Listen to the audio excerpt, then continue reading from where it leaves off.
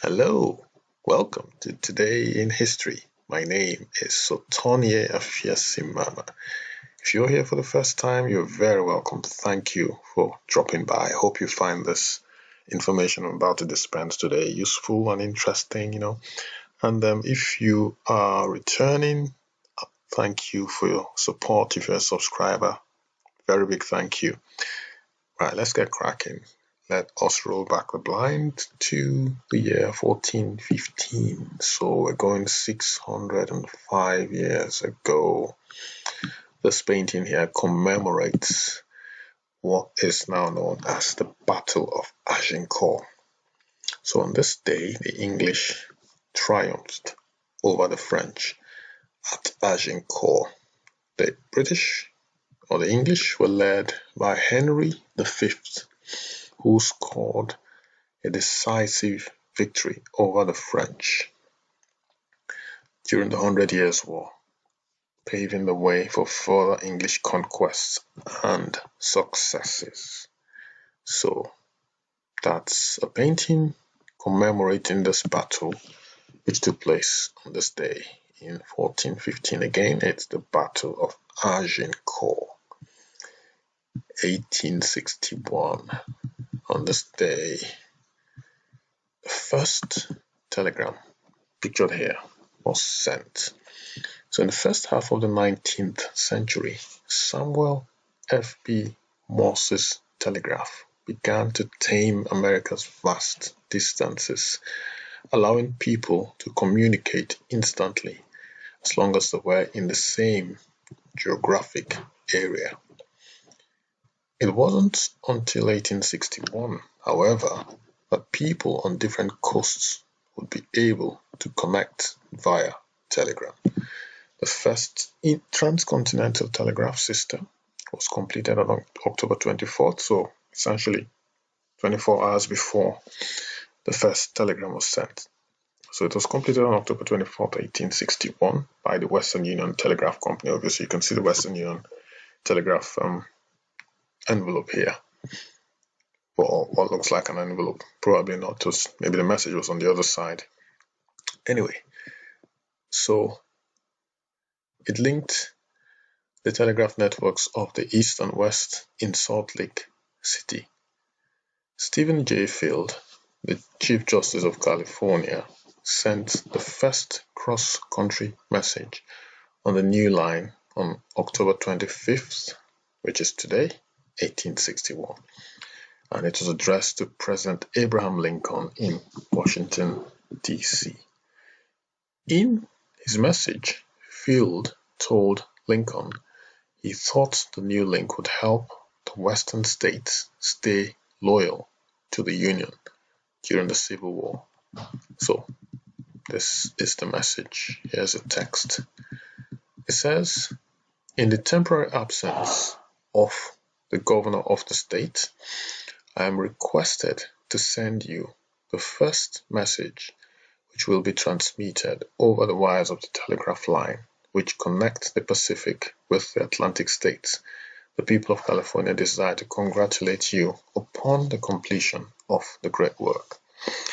They believe that it will be the means of strengthening the attachment which bind both the East and West to the Union, and they desire in this, the first message across the continent, to express their loyalty to that Union and their determination to stand by the government in this its day of trial.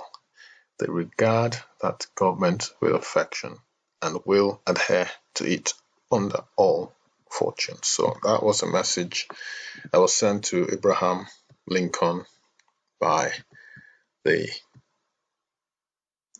Chief Justice of the State of California on this day, on behalf of the governor, of course, of California. So history was made today, on this day in 1861, with the first telegram being sent. Let's move on to the year 1881, 20 years later. This French artist, whose picture is at the top left-hand corner of this picture, was born. His name, as you can see here, is Picasso, or Pablo Picasso. Full name, Pablo Ruiz Picasso. He was a Spanish painter, sculptor, printmaker, ceramicist, and theater designer who spent most of his adult life in France. Regarded as one of the most influential artists of the 20th century, he's known for co-founding the Cubist movement. You can see the angles in this painting, just complete departure almost from his predecessors. So the invention of constructed sculpture, the co-invention of collage as well, and for the wide variety of styles that he helped develop and explore. Among his most famous works are the proto-Cubist Les Demoiselles d'Avignon and Guernica. So Guernica is what's pictured right here.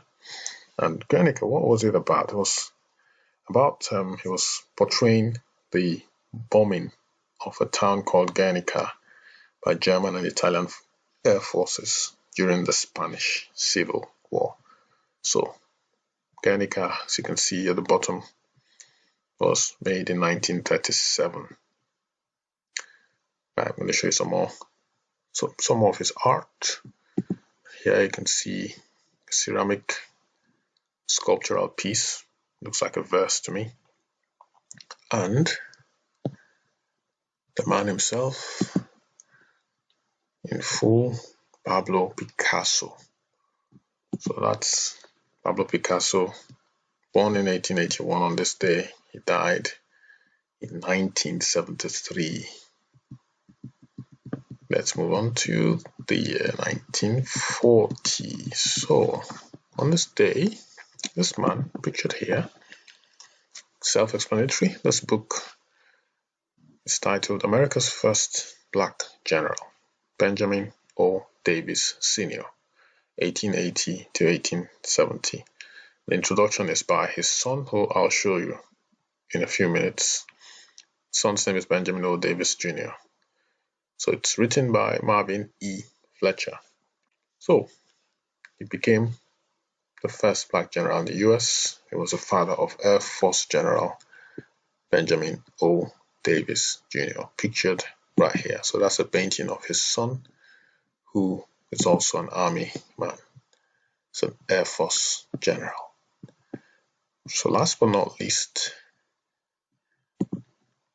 the beautiful Katy Perry, born Catherine Elizabeth Hudson. She is an American singer. She's a songwriter and television judge.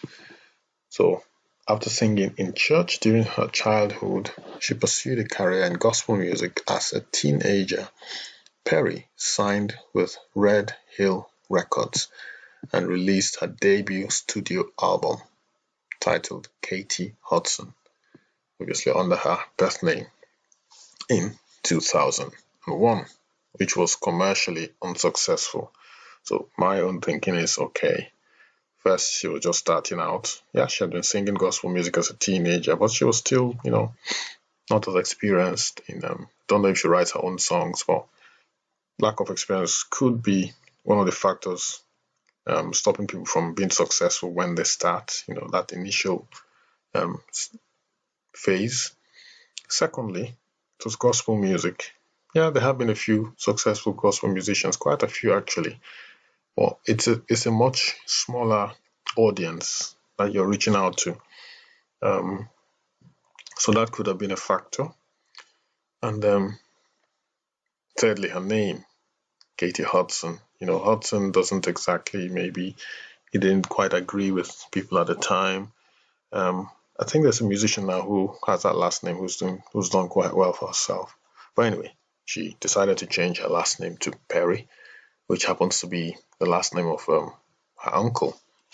So she became Katy Perry, changes her name, goes into secular music, and then in 2008, a second album Shot got on the charts. That made her famous. It was titled One of the Boys. So the rest, as they say, is history. So this is Katy Perry, who turned 36 today. So happy birthday, Katy Perry. Guys, that's all we have time for today. My name again is Sotonye Efiesimam. I hope you enjoyed the video. I hope it was informative.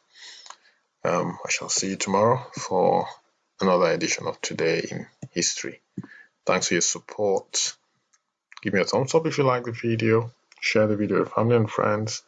Also, subscribe by clicking the notification bell if you haven't already. So subscribe. Thanks a lot. Stay safe. See you tomorrow.